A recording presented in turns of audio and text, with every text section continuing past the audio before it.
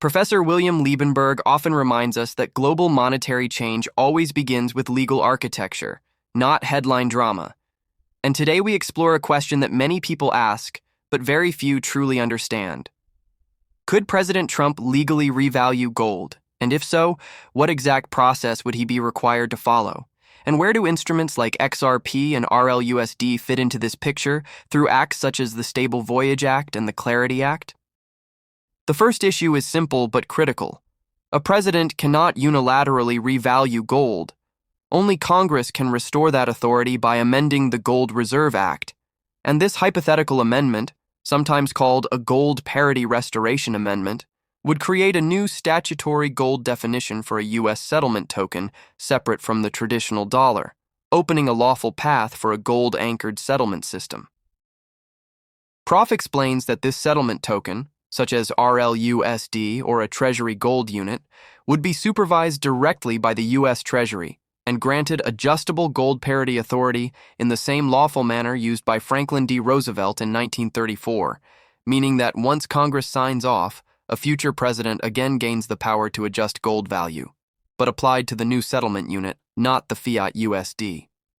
With that foundation in place, the Stable Voyage Act becomes the legal bridge because it already regulates stablecoins and reserves, and Congress could extend it to classify RLUSD as a Treasury-regulated settlement asset that is redeemable for physical gold or tokenized gold units, creating an official gold-linked instrument under federal law. Under this expanded structure, the Stable Voyage Act could formally connect RLUSD to approved bridge assets used for cross-border settlement, which is where XRP enters the legal architecture, because XRP provides the neutral liquidity path between RLUSD, tokenized gold, and the wider global financial network. At this point, the Clarity Act becomes essential because it would define XRP not as a security or commodity, but as a digital neutral settlement token, a classification that gives XRP legal permission to operate as a bridge between RLUSD and other financial systems, making settlement instant, compliant, and globally interoperable. Once RLUSD is gold-redeemable and XRP is legally recognized as the neutral bridge, the Treasury gains a new mechanism to reactivate the Gold-Reserve Act's pricing authority. They do not touch the U.S. dollar or interfere with the Federal Reserve, but instead adjust the gold parity of RLUSD itself, which is a separate sovereign settlement instrument. By adjusting the RLUSD gold peg, exactly the way Roosevelt once adjusted the official gold price, the U.S. government can lawfully revalue gold without breaking international agreements or destabilizing the dollar, because the revaluation applies to the settlement token, not the national currency. The final piece is the revaluation mechanism itself. Once the Treasury sets a new gold parity, XRP automatically provides the real-time liquidity bridge between RLUSD, tokenized gold, and global currencies. As parity shifts, these liquidity pathways reprice instantly, meaning the gold revaluation flows through the system with mathematical precision instead of market chaos.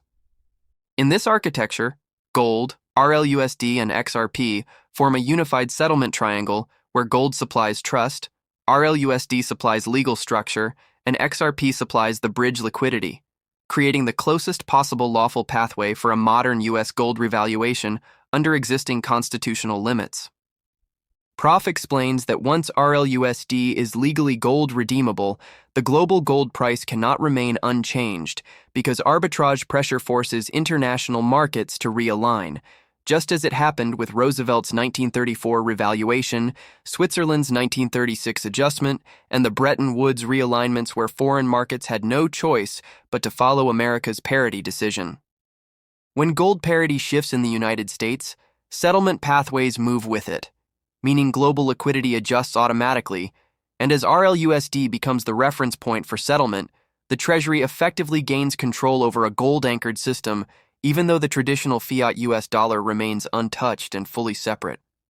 This gives the president, through the amended Gold-Reserve Act, the constitutional ability to adjust gold parity, influence global settlement values, and raise the balance sheet value of America's gold reserves without placing the U.S. economy back on a strict gold standard or interfering with Federal Reserve policy.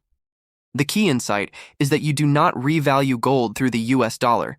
You revalue gold by creating a legally recognized settlement instrument, such as RLUSD, that is redeemable for gold, and then reactivating the Gold Reserve Act so that its gold parity mechanism applies to this new unit instead of the national currency.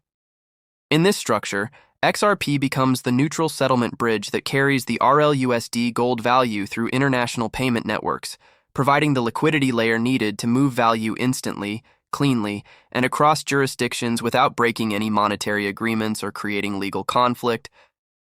This framework is constitutional, operationally realistic, and legally clean.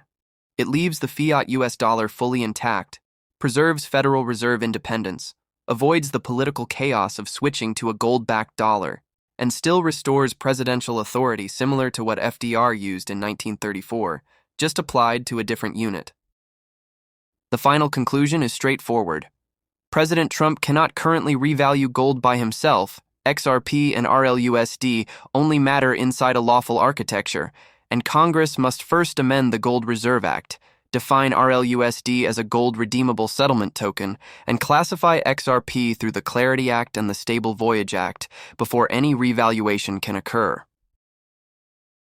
Once those steps are complete, the president gains a clear, Congress-approved, and constitutionally sound pathway to adjust gold parity again, giving the United States a modern gold-linked settlement tool that shapes global values without converting the US dollar to a gold standard. It is not a question of if, only a question of time.